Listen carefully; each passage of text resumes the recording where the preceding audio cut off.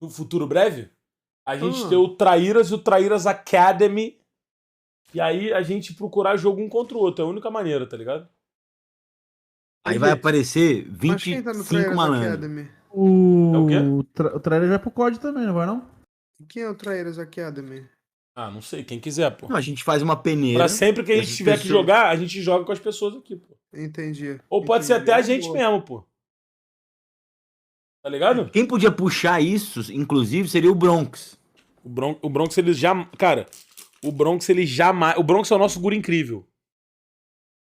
Ele jamais vai querer se aliar, gente. Depois Sim, que ele a vai gente ser o der um pé na inimigo. bunda, ele vai virar o inimigo, pô.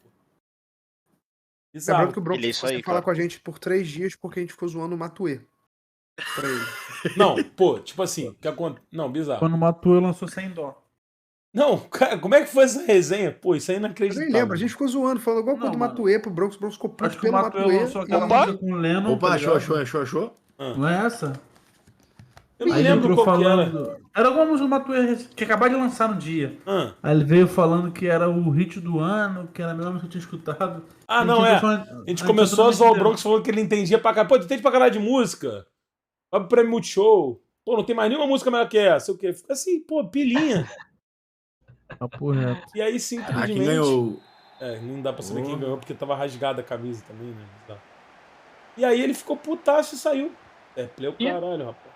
Ficou 3 dias sem entrar no Discord.